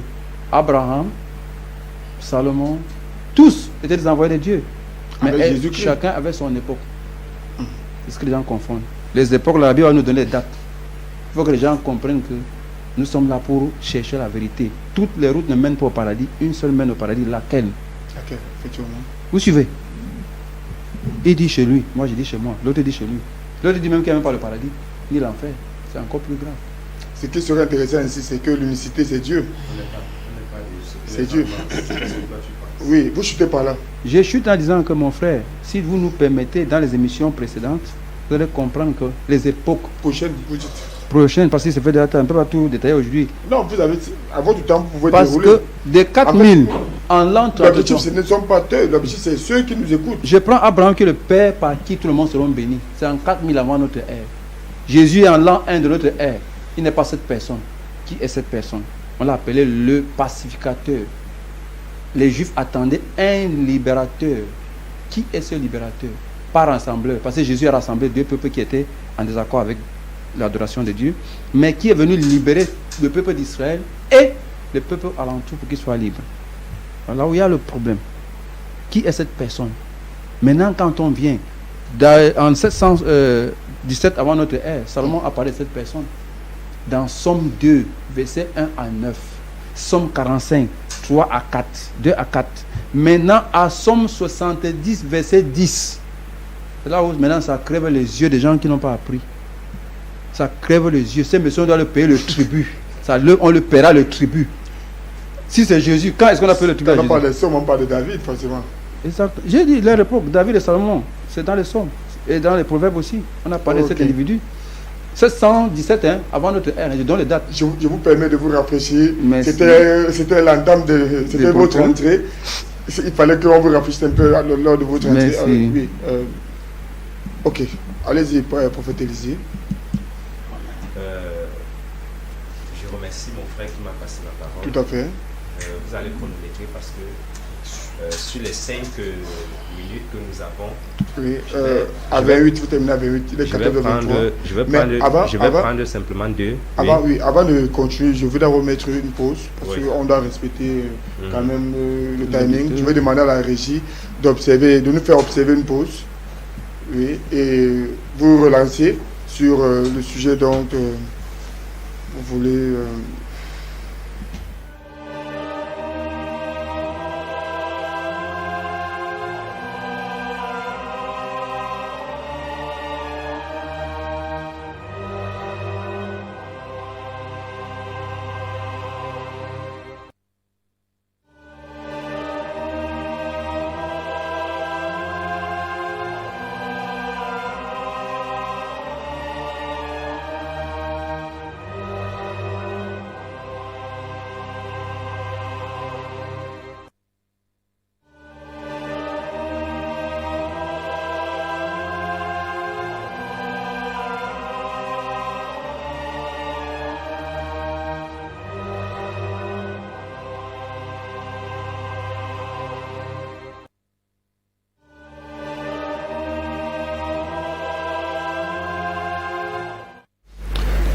Ok, nous sommes de retour. Merci à la régie. Oui, Pasteur Élisée, vous voulez vous relancer? Je disais que connaissance sans révélation n'est que folie. Parce que on s'en mêle les pattes. Si vous avez écouté les propos de l'imam Mokhtar au début, Jésus n'a qu'à été envoyé à Israël. Pourquoi? Parce que c'était un Israélite. Mohamed est quoi? Bonne question. Vous leur permettez de répondre? Oui, ils me disent Ismaélite. c'est écrit où? Où est la religion qu'on appelle où est le territoire qu'on appelle israélite? Mohamed est d'où? Il est de la Jésus est israélite. Écoutez, non, mon frère. Oui, Israël, c'est il est le nom d'où? d'un individu Oui, qui est Jacob. oui, D'où on dit israélite. Oui. Mohamed, descendant d'Ismaël, est ismaélite. oui. Nous sommes d'accord? Ok, Maintenant, ça veut, donc dire que, Oui. ça veut donc dire que je prends dans sa lancée que Mohamed également a été envoyé pour les Ismaélites. Comme Jésus a été envoyé pour les Israélites, Mohamed a été envoyé pour les Israélites. Je lui prends dans son propre jeu. Alors donc ça veut dire que nous, maintenant Africains, parce que moi je suis Africain, je dois attendre le prophète des Africains. Comme il a dit à chaque temps. Je peux situer? Non, c'est pas ton temps. Tu vas situer cela. Maintenant, deuxième chose, s'il vous plaît. avant de passer la parole, parce qu'il a dit que je prends seulement 2 minutes. C'est juste pour replacer les choses. Ok, après on redonne la parole Oui, au pasteur. oui, mais le prochain tour, il aura mon tour. Je lui donne les 3 minutes, mais la prochaine fois, il aura mon tour, celui qui va débuter. Je dis ceci, je prends 1 minute encore pour dire ceci. Oui, allez-y. Maintenant, concernant, ils ont parlé de quelque chose, c'est parti. Ce n'est pas pour la note, vous ne pas oublier. Non, c'était là tout à l'heure, c'est parce que vous étiez en train de vouloir me relancer que c'est parti. Désolé. Bon, je vais quand même dire quelque chose. Allez-y. Le Coran nous dit que Jésus est sans péché, qu'ils le contredisent. Jésus est sans péché. Or, Jésus est un prophète, comme ils le disent encore. Et moi, je vais poser la question aux musulmans, parce que c'est eux qui vont prendre juste après que mon frère ne continue. Oui. S'il fallait croire au prophète, Dois-je croire aux prophètes pécheurs? Parce que tous les prophètes qui sont venus depuis Adam n'étaient que des pécheurs. Je peux citer chaque prophète et je vous donne sa transgression qu'il a fait. Il n'y a que Jésus, le seul et unique que la Bible et le Coran reconnaissent qui n'a pas eu de péché. Dois-je croire à la parole d'un pécheur ou je dois croire à la parole de quelqu'un qui est saint, quelqu'un qui est pur, quelqu'un qui est sans péché? C'était ça. Oui. Moi, vraiment, on me cite, on me donne les dates, vraiment. Pasteur Dieudonné. Oui, je suis là. Allez-y. I know, moi j'étais. Because je suis encore, comme j'ai dit au départ, c'est grave aujourd'hui. Je suis stupéfait. Pourquoi? L'an 700, Jacob a parlé, David a parlé dans les Salomon a parlé. Proverbes, Salomon a parlé, Moïse a parlé, Abraham lui n'a que reçu. Allez-y, allez-y.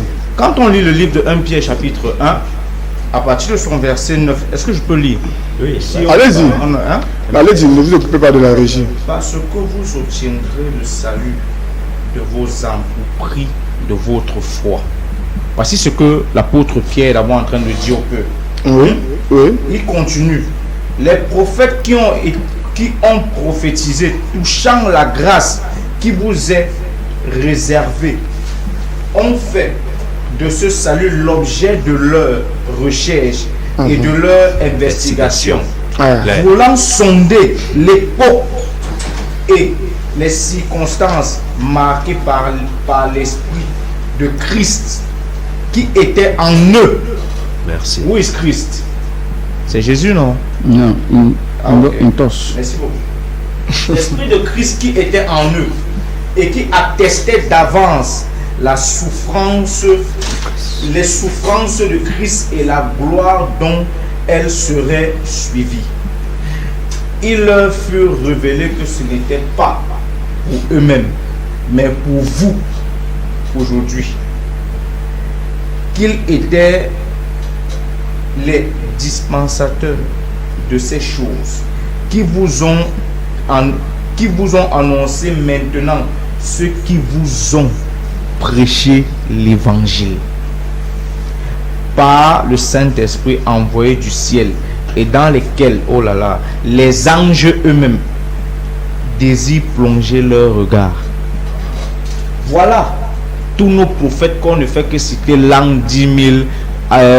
Et Salomon a parlé, David a parlé. Recherche et investigation. Tous. Ce que j'ai fait.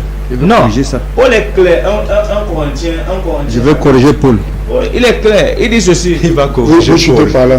Il va corriger On n'est Paul. pas là. Mais tu lis les écrits de Paul. Ce n'est pas une sagesse de prêcher l'évangile, mais c'est par l'esprit qui attestait déjà ceux qui prophétisaient. Donc ceux qui parlaient déjà du prophète là, qui allait venir, le Messie qui allait venir là, eux-mêmes là, ne comprenaient pas ce qu'il... J'ai commencé en disant ici là que Moïse, dans Exode 23, Dieu est clair quand Dieu lui parle. Je te donne mon ange. Lui, il a mon nom, mais il n'est pas moi. Si il frappe. Un jour, je parlais avec un imam qui m'a dit que votre Dieu là qui est méchant, qui tue les gens. Dieu n'a jamais tué personne. Mais c'est celui qui porte son nom là. Il n'y a pas de Dieu. Il y a l'ange qui accompagne, l'esprit qui accompagne. Ok. Donc, les temps, les circonstances là, eux-mêmes qui parlaient là, ont parlé parce que ils ont.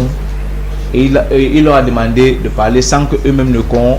Pourquoi? Parce que c'était marqué pour nous dans les temps de la fin, le salut. Le salut, le nom, je vais finir. Colossiens 1, je crois, à partir du verset 12. Oui. Colossiens, je vais Vous lire. lisez rapidement, Pasteur Dieudonné. Bon, je ne vais même pas lire. La Bible dit qu'après la mort de Jésus, il est descendu pour prêcher à ceux qui étaient captifs. Donc, qui étaient avant lui. Ces prophètes-là, que lui, il a dit dans Jean 10, que c'était des voleurs et des brigands. Il a alors aussi leur annoncé maintenant que le salut que vous pensiez connaître est venu. La Bible est claire dessus. Donc, comme on a dit, et on va continuer à dire tant qu'on sera dans ce sujet. D'accord. La personne du salut, c'est Jésus-Christ. Avant de passer la parole à l'imam Mokhtar, je tiens à rappeler aux téléspectateurs que les numéros sont sont marqués au bas de l'écran. Donc, vous avez le loisir de pouvoir intervenir afin davantage de poser vos préoccupations pour être mieux édifiés par soit des imams, soit des pasteurs à côté. Oui, Imam Mokhtar. Oui, ça vous avez la parole. Oui, après peut-être l'oubli. De 10 minutes, 15 minutes, je reviens sur le plateau. C'est pas grave. C'est pas grave. Oui, c'est un peu triste de la part, n'est-ce pas, de nos deux amis. Vous comprenez un peu. Commençons par celui qui m'intéresse plus, comme j'ai dit. L'autre est mon ami, même Pasteur Nonga m'intéresse plus parce qu'il est sur la même lancée avec moi, mais il est victime de ce qu'on appelle les ambiguïtés. Vous comprenez un peu. Je vais commencer par lui. Ok, allez-y. Pourquoi Pasteur Nonga? C'est pas de votre faute. C'est parce que vous basez sur un livre qui était falsifié. Et là, non, écoutez, s'il vous plaît. S'il vous plaît. Allez, vous les références, hein. S'il vous plaît. Oui, permettez qu'il termine. Vous pouvez prendre des notes. Vous allez constater que quand vous étiez de parler, Imam Mokhtar était calme. Parce que la vérité ne s'agite pas. On a besoin de la force des arguments et non les arguments par force. C'est pas tout ce que vous étiez de raconter que j'étais d'accord avec. Mais je voulais bien vous suivre et bien répliquer. Et je suis dans les répliques. Si vous voulez patienter, la patience fait partie des vertus des croyants, comment dit l'apôtre Paul. Merci. Je reviens maintenant.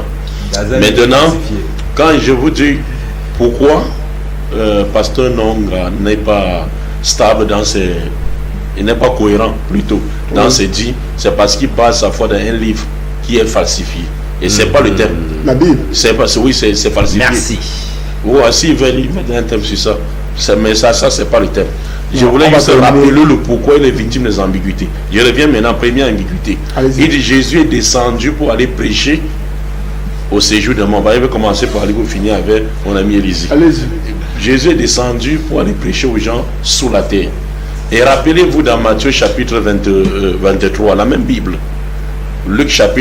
Matthieu chapitre 27, verset 44 jusqu'en bas. Ou bien encore dans Luc chapitre 23, à partir du verset 39 jusqu'à 41. Lorsque les deux brigands qui étaient crucifiés avec Jésus-Christ, l'autre, n'est-ce pas, insultait Jésus-Christ, et l'autre le reprenait en disant, cet homme n'a rien fait, mais c'est nous deux qui sommes coupables. Jésus a dit quoi à celui qui était à la droite, qui le soutenait? Jésus a dit ceci. Il dit, ce soir, toi et moi, nous serons où? Au paradis.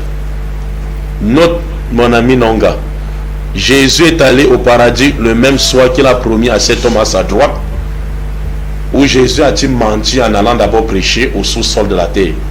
Parce que le paradis n'est pas au sous-sol de la terre. Le paradis au ciel. Et la Bible l'a dit, le royaume des cieux, c'est au ciel. Jésus est allé au ciel le même soir qu'il a promis ce soir sera au paradis, ou bien Jésus allait descendre prêcher aux gens sous la terre, là où il y a l'enfer. C'est pour dire que vous êtes victime des ambiguïtés et vous tenez sur un livre qui ne se tient sur rien. Ça c'est un. Deux, maintenant, Pasteur Élisée dit Jésus, il a dit beaucoup de choses. Je vais prendre même 2 minutes dans le temps de mon frère. Jésus-Christ est sans péché. C'est pour ça qu'il est une personne, n'est-ce pas, qui doit garantir le salut. Et il a pris exemple sur le surat 5, oui, non, écoutez. Oui, il a dit, il a le Coran aussi. Surat 19. Oui, pour ne pas faire du tort à ce qu'il a dit. Suivez-moi attentivement. Il dit, Jésus est le seul qui n'a pas péché. Avant de répondre que veut-il, Jésus est sans péché. Je vais lui répondre que j'ai toujours dit à mon ami Élisée que ça c'est son insuffisance de la connaissance biblique. Parce que Jésus n'est pas le seul dans la Bible qui n'a pas commis de péché. Job chapitre 33 verset 9. Lisez ici pour le pasteur. Job chapitre 33 le verset 9. Lisez aux téléspectateurs et pour mon ami pasteur Élisée. Verset 9. Verset 9. Je suis pur, je suis sans péché, je suis net, il n'y a point à moi d'iniquité. Job dit je suis pur, je suis sans péché, je suis net et il n'y a point de moi l'iniquité. Il est en train de témoigner.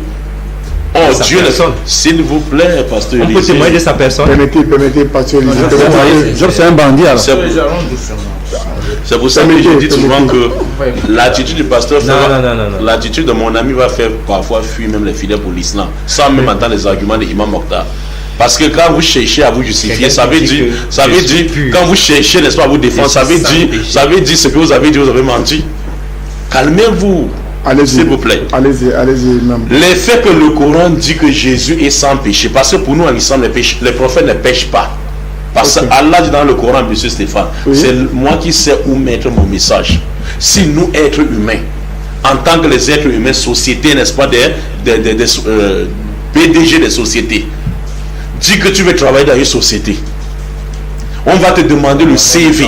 Le CV, depuis que tu fréquentes le CEP, le BEPC, le probatoire, le baccalauréat, si tu apportes même tout ça, ils vont enquêter même sur ta moralité. Ça, c'est un PDG d'une petite société.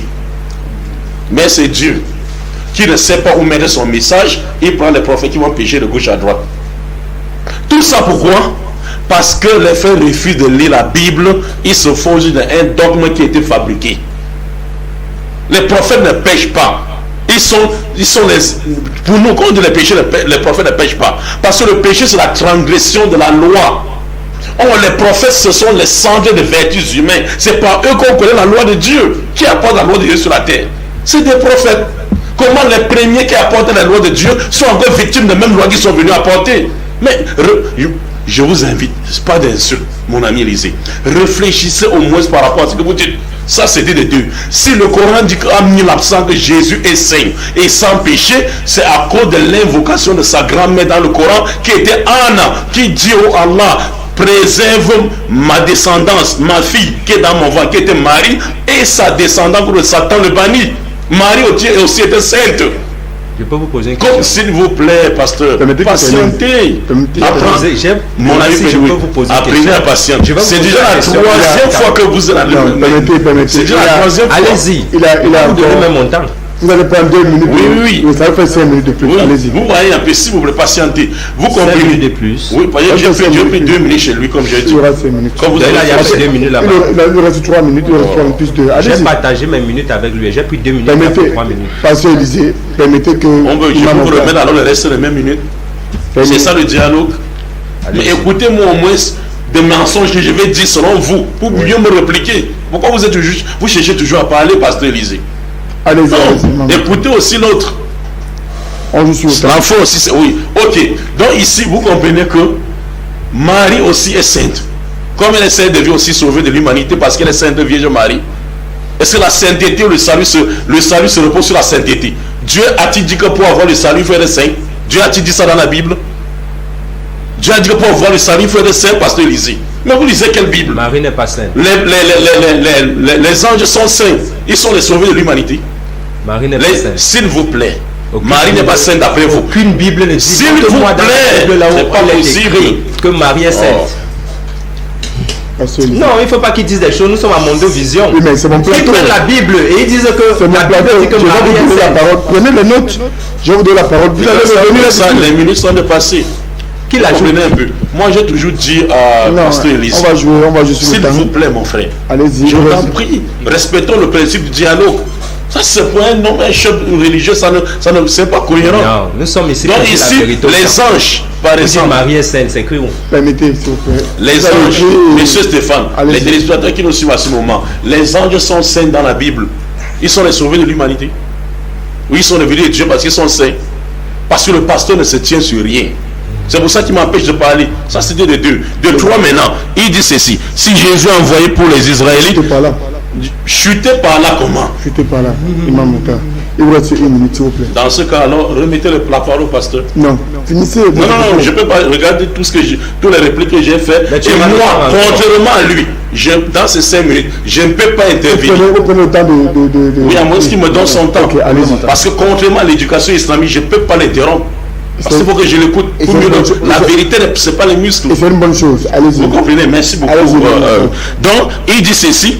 Je vais prendre il dit le christianisme est basé sur le sang. Regardez ce que le pasteur vient vous dire sur le plateau. Que le christianisme est basé sur le sang.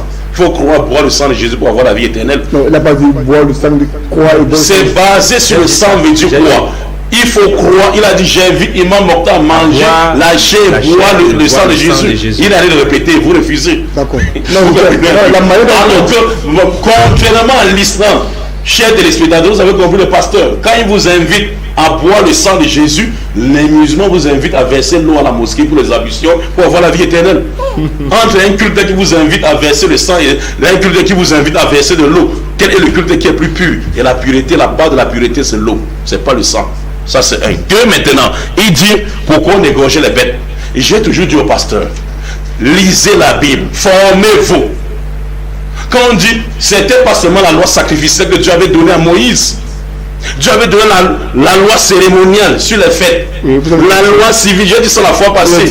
La loi civile, tu ne tueras pas, tu ne voleras pas, tu ne déroberas pas. Jésus n'est pas venu abolir toute la loi de Moïse. Il est venu abolir la loi sacrificielle pour remplacer par la loi du pardon. Parce que la Bible le dit.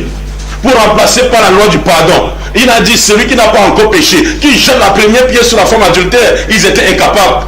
Pourquoi? Parce que les enfants disaient qu'ils commettaient les péchés, il fallait sacrifier un mouton, un bouc pour purifier leurs péchés. Quelqu'un pouvait se retrouver en fin de la journée avec 50 péchés, il fallait 50 boucs. Wow. Ils ont désobéi, transgressé la loi de Dieu. Dieu a donné une nouvelle alliance dont le garantissant de cette nouvelle alliance était Jésus-Christ pour remplacer avec le pardon. Mais ils ont compris que c'est pour se remplacer lui-même, pour se faire immoler.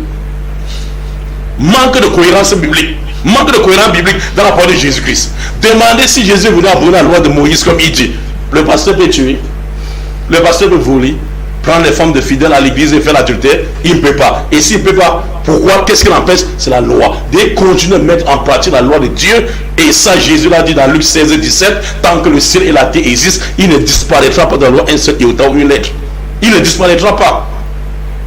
Donc, c'est pas la loi sacrificielle, c'est pas la. Jésus a aboli seulement la loi sacrificielle, c'est fini. Toutes les lois, il a mis en pratique, même la loi cérémoniale. Jésus observait le sabbat, il faisait les ablutions avant d'entrer dans le temple. Je continue rapidement. Il dit le prophète, il dit, tout on couvre.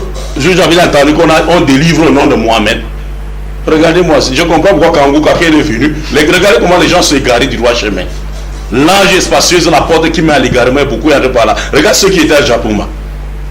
60 000 aveugles qui étaient à Japouma, derrière qui un ténébreux au nom de Kanguka. Mais s'ils pouvaient savoir. Et ils partent faire. Parce que tu as dit ce que j'ai dit. S'il vous plaît, vous avez dit, s'il vous plaît, on délivre par le sang de Jésus, etc. C'est pour ça que j'ai fait ce couvert cette parenthèse. Non, pas par le sang.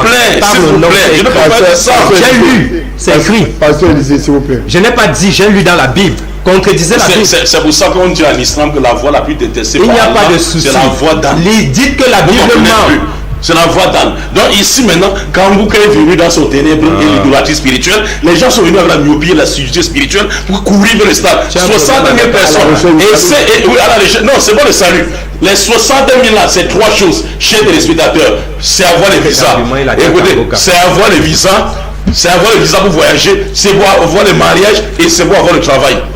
Et c'est pour ça que tous les cultes se résument à la délivrance. En Matthieu chapitre 6 verset 33, ils ont suivi Jésus. Tous ces gens n'ont pas suivi Jésus. Cherchez d'abord le royaume des cieux et sa justice et le reste vous sera donné par après. Jésus dit qu'il faut chercher d'abord le royaume des cieux. Mais si on dit quand on voit donc le royaume des cieux, tu ne verras même pas 5 personnes au stade. Mais pardon, chercher mariage, voyage naïf. Voyager ici, me marier ici, avoir le travail ici, gagner ici le job, c'est ça où se résume aujourd'hui le dogme du christianisme actuel. Et ça c'est raté d'office. Il dit Jésus est la parole de Dieu. Pasteur, Jean chapitre 1 verset 1. Au commencement était la parole. La parole était avec Dieu et la parole était Dieu. Tout ce qui était fait par elle. Rien de ce qui était fait n'était fait sans elle.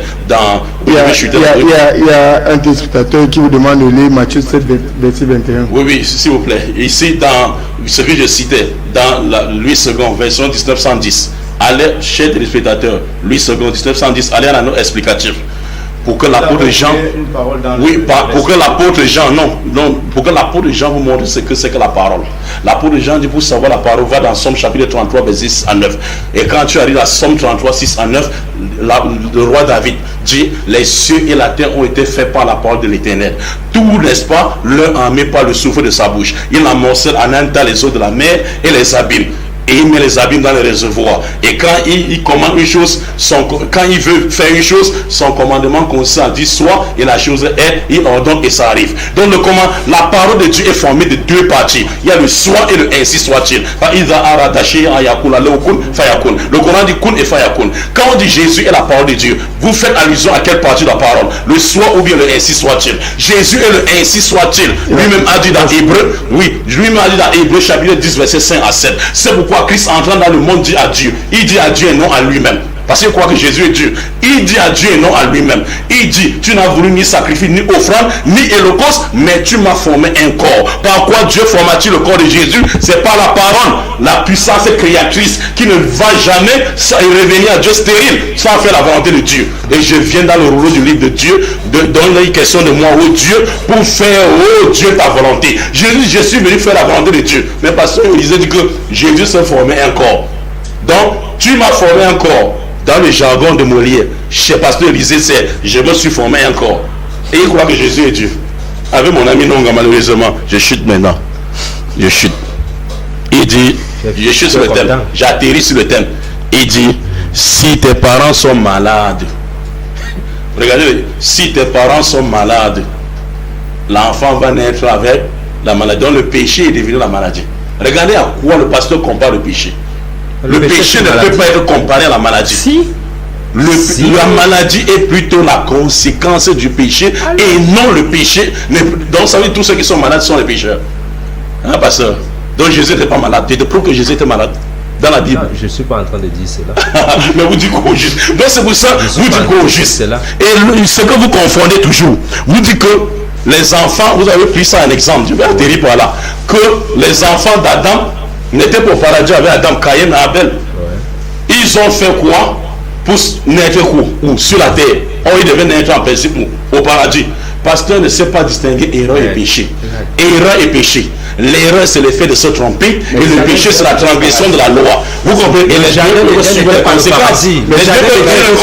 Merci, monsieur. L'erreur, mais sur la conséquence. Le jardin d'Éden était sur la terre, c'était pas le paradis. S'il vous plaît, s'il vous plaît, s'il vous plaît. Allez-y, monsieur Dieudonné Nonga, c'est vous qui avez la parole. I am depressed this day. I am tired.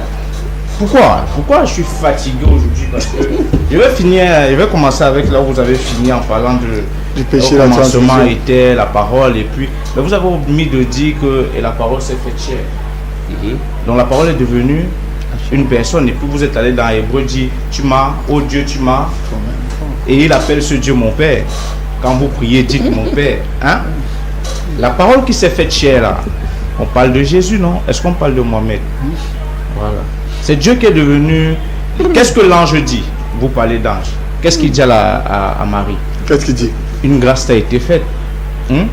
L'Esprit de Dieu te couvrira de son nom et tu seras enceinte.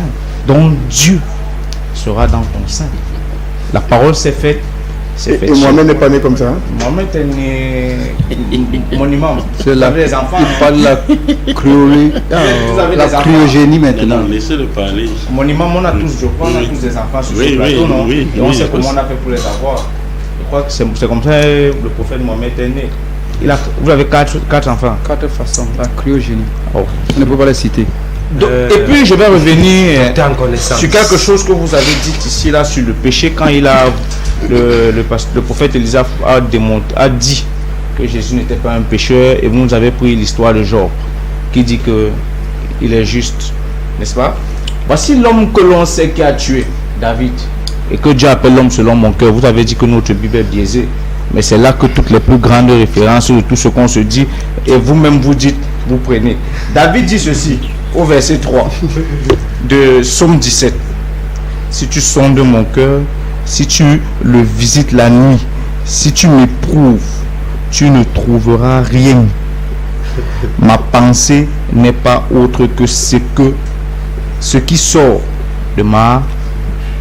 Donc il n'y a rien de mauvais. Il dit à Dieu qu'il a, lui qui a un péché. Il n'y a rien de mauvais en moi. Donc un homme qui est spirituel, je crois que c'est 1 Corinthiens 2, cet homme-là n'a rien de péché en lui. Un homme qui a retrouvé la félicité.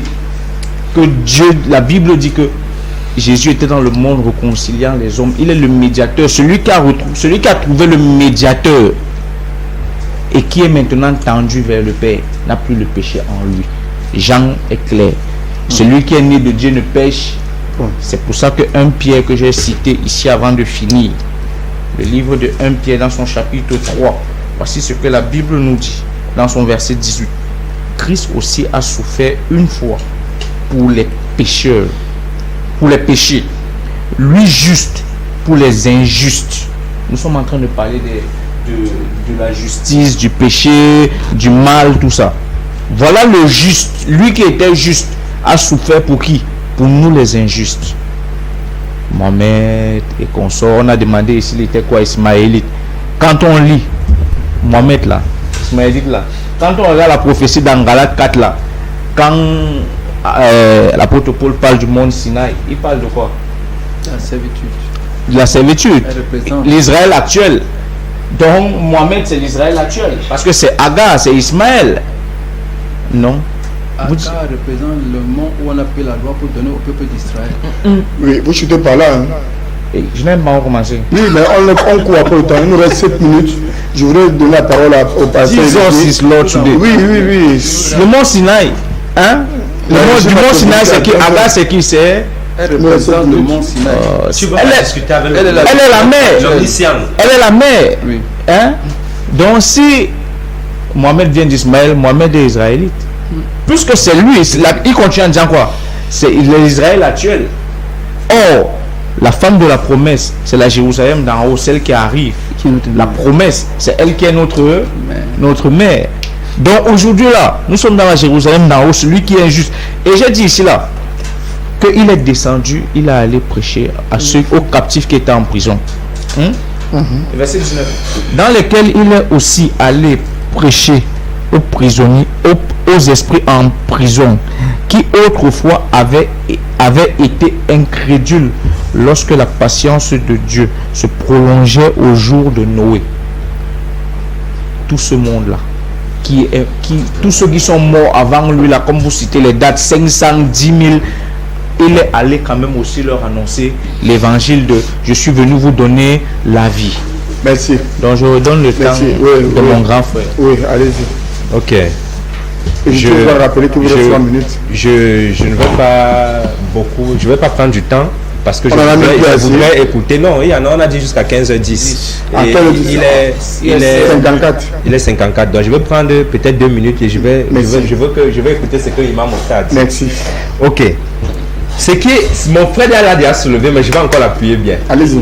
Vous avez remarqué que tous prennent les références dans la Bible, mais ils nous ont dit que la Bible est un livre falsifié. Tout à fait. C'est-à-dire, quand tu prends tes références dans un livre falsifié, ça veut dire que tout ce que tu dis est falsifié.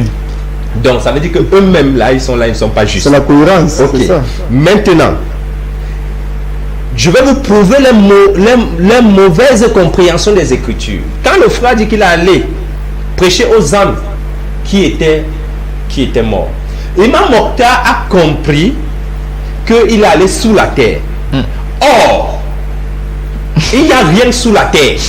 En dehors de la terre que nous avons là, peut-être du volcan, des roches qui sont là-bas. Il n'y a rien sous la terre. Le symbole que nous prenons les corps et mettons sous la terre, c'est parce que nous avons été tirés de la poussière. Tu es poussière, tu retournes à la poussière. Mais le vrai être qui est l'esprit et l'âme n'est pas dans la terre, c'est dans des dimensions. Il est allé à la 5e dimension parce qu'il y en a 7 dimensions. Il est allé à la 5e dimension prêcher là-bas. Et quand nous parlons de dimensions, je vais vous prendre par exemple une dimension que les Blancs ont réussi à nous faire montrer, la 4e dimension au travers des ondes.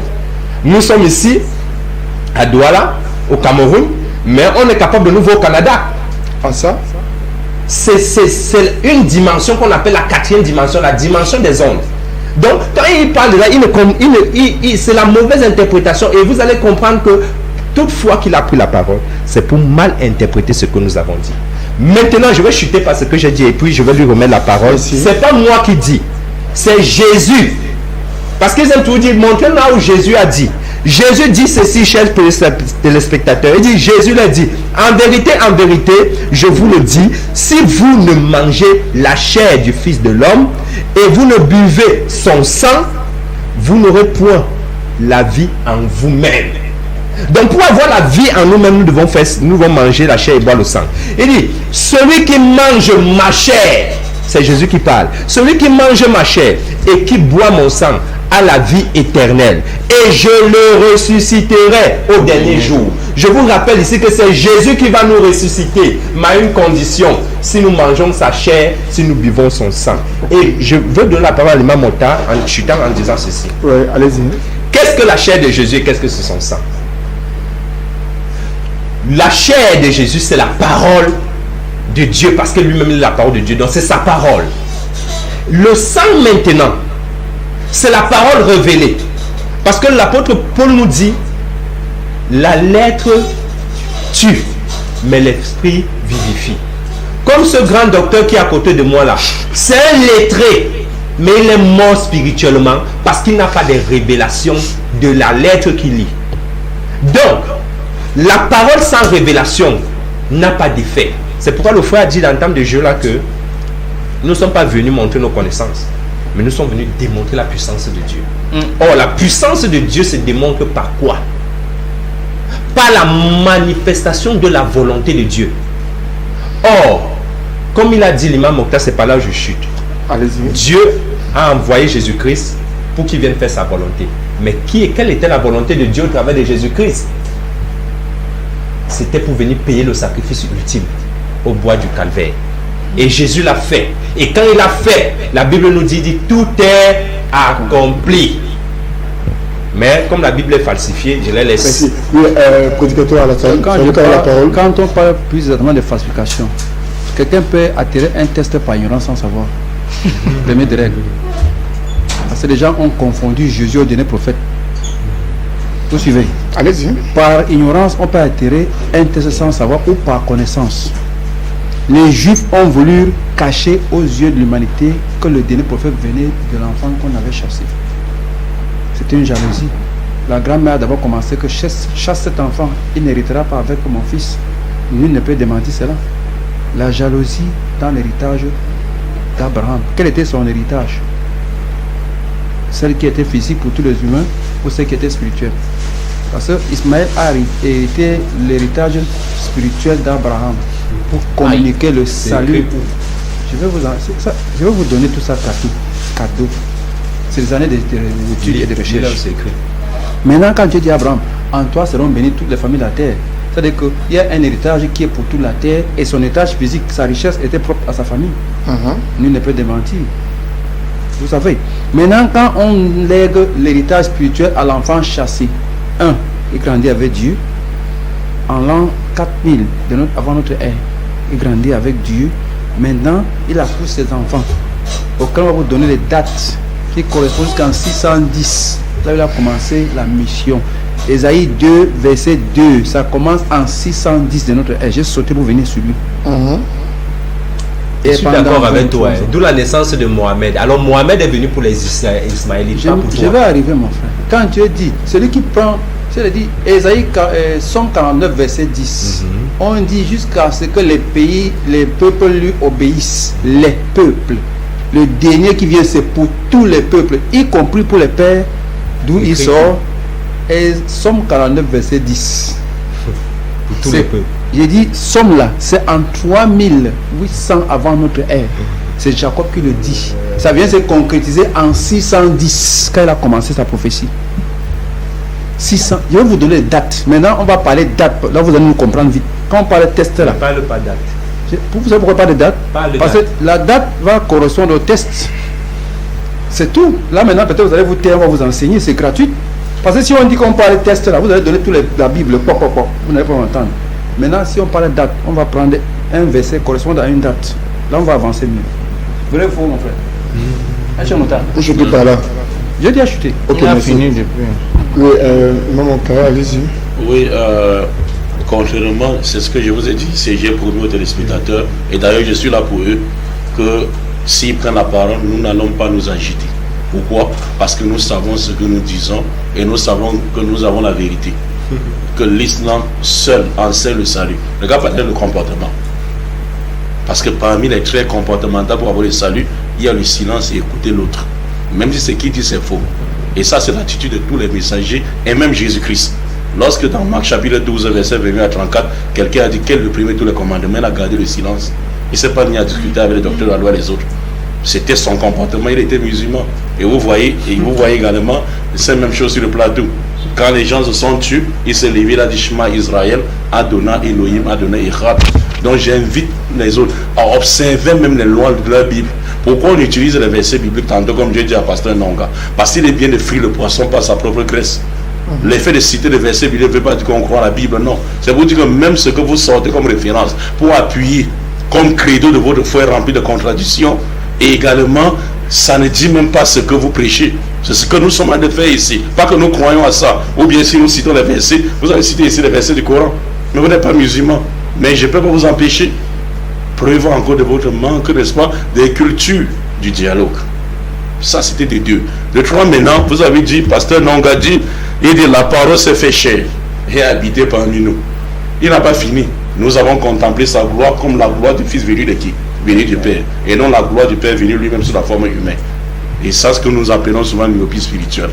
Vous voyez, c'est le Fils qui est venu pour représenter le Père. Vous dites le Fils et le Père. Comment s'appelle le Fils? C'est pas un nom. Fils, c'est un nom commun. Père, c'est un nom commun. Mais quel est leur nom? Le nom du Père, c'est Yod-Ha-Wah-Oué Yahweh. C'est lui qui est, qui était et qui sera l'Éternel, qui ne meurt pas. Et le nom du Fils, c'est Yeshua. Yeshua qui veut dire Yahweh est un sauveur. Comme s'il y avait plein de sauveurs. Jésus a un nom, Dieu a un nom. Et Jésus n'a pas dit que je suis Dieu. Jean 17 verset 3, il dit la vie éternelle consiste pour eux à te connaître toi le seul véritable Dieu, celui que tu as envoyé Jésus-Christ. Jésus dit pour avoir la vie éternelle, il va croire à l'unicité de Dieu et que lui n'est qu'un envoyé. Mais tu dis Jésus, tu mens, c'est toi qui es notre Dieu. Allez, vous avez suivi Jésus, vous ne l'avez pas suivi. Jean chapitre 20 verset 17, Marie Magdalene a dû l'embrasser, il dit ne me touche pas, je ne suis pas encore monté vers le Père. Mais retourne vers mes frères, les disciples. Dis que je monte vers mon Père qui est aussi votre Père et vers mon Dieu qui est aussi, qui est aussi votre Dieu. Voilà maintenant. Ça recommence encore. Oui. Parce que je connais. Ça recommence. Ça recommence encore. Il est devenu journaliste. C'est lui qui me reconnaît. Bien sûr. Pour que ceux qui ceux qui sont dans l'église du pasteur Élysée, pour que vous compreniez comme le pasteur est démasqué, comment il se comporte sur le plateau. Mais il est mon ami. Mais il est mon ami. Vous faites comment? Vous comprenez un peu. Et il dit que Mohamed est né avec un père. C'est-à-dire,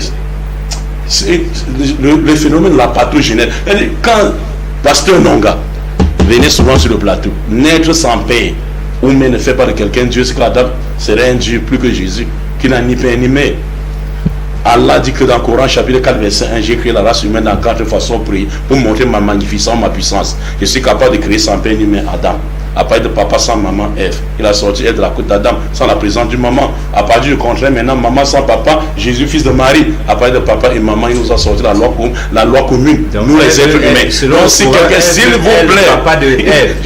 Adam, c'est papa de Ève, selon le Coran. Je vais vous aider. Non, je mets le dans le son moulin. Je vais vous aider. Donc, Adam est le papa de Ève. Je vais vous aider. Imam Ota et le pasteur Élysée, s'il vous plaît, levez-vous et faites la paix là. Merci beaucoup. C'était même mieux. C'était ce que le pasteur souhaitait que le débat finisse. Et vous aussi, avec le prédicateur. Hérésie. Adam est le papa de Ève. Ça va, Ali? Le docteur de la connaissance. Tu vas apprendre avec Annick, ça va, Ali? Voilà, c'était le papa de Ève. Je vais noter ça quelque part. C'était pour montrer aux téléspectateurs qu'au-delà des divergences d'idées, nous sommes tous en quête de la connaissance et nous sommes là pour édifier les téléspectateurs qui nous regardent et nous-mêmes aussi continuons à apprendre parce que lorsqu'on partage, c'est pour s'enrichir davantage. Donc oui, c'était pour terminer. Oui, c'était pour dire. Donc c'était pour dire, s'ils veulent le thème sur la divinité de Jésus-Christ, je laisse, n'est-ce pas, l'opportunité aux frères, à nos amis, de choisir le thème sur la divinité de Jésus-Christ. Mais je vais revenir sur le salut à cause des téléspectateurs pour dire, mes chers frères, il n'y a pas de salut en aucune autre religion que l'islam, qui prend le retour des vraies valeurs morales et spirituelles dont Adam avait perdu depuis le jardin d'Éden, qui se récupère aujourd'hui au travers des messagers. Tous les messagers sont passés jusqu'à Jésus-Christ, envoyé aux enfants d'Israël, et le seul messager. Et issu de la postérité, n'est-ce pas, d'Abraham par Ismaël, que l'humanité a la charge de suivre, c'est bien bel et bien le prophète Muhammad, salam. Je vous lis un dernier verset du Coran ici, parce qu'il a dit, oui, notre ami Élisée a dit, on va parler maintenant par, pasteur Élisée dit, on va parler, n'est-ce pas, par analogie. Si Jésus a envoyé pour Israël, Mohamed doit être envoyé pour les Arabes. C'est ça, c'est pas l'analogie, pasteur. Pas les Arabes, ici, je n'ai pas dit les Arabes, j'ai dit pour les Ismaélites. Oui, pour les Ismaélites. Voilà. Oui, Ismaélites, ce sont les Arabes, non? Ah, c'est toi qui Oui. Donc ici, Coran chapitre 62. Coran chapitre 62. À partir du verset 2. C'est lui qui a envoyé, n'est-ce pas, à des gens sans livre, les Arabes. Un messager de l'heure qui leur récite ces versets, les purifie et les enseigne le livre et la sagesse, bien qu'ils étaient auparavant dans un égarement évident. Le messager n'a pas été seulement envoyé pour ses seuls contemporains, il a été envoyé pour tous jusqu'à la fin du monde. Et vous avez compris dedans. Mais vous refusez de suivre. Il a envoyé pour tous jusqu'à la fin du monde. Tous les qu'il a. Vous. Pour tous les Ismaélites. Pas pour tout le monde entier. Pas pour tout l'humanité. Donc tous est restreint en français. C'est là-bas. Donc tous en français restreint. Quand j'ai plus tu prends la parole, plus tu t'enfonces. Donc tout c'est restreint. C'est aussi restreint. Ah bon.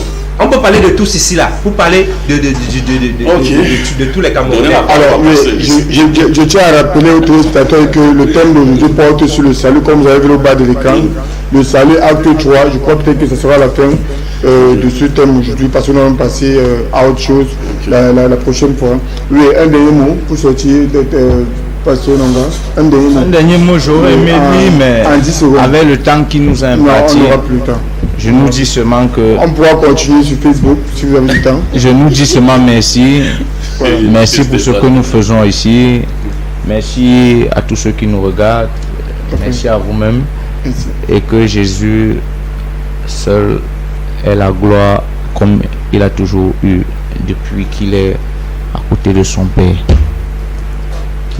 Ok, je veux remercier tous ceux qui ont pris de leur temps pour nous écouter ce soir et vous dire que si vous voulez la vérité, revenez à la parole de Dieu qui est Christ, et cette parole de Dieu est prêchée par les chrétiens.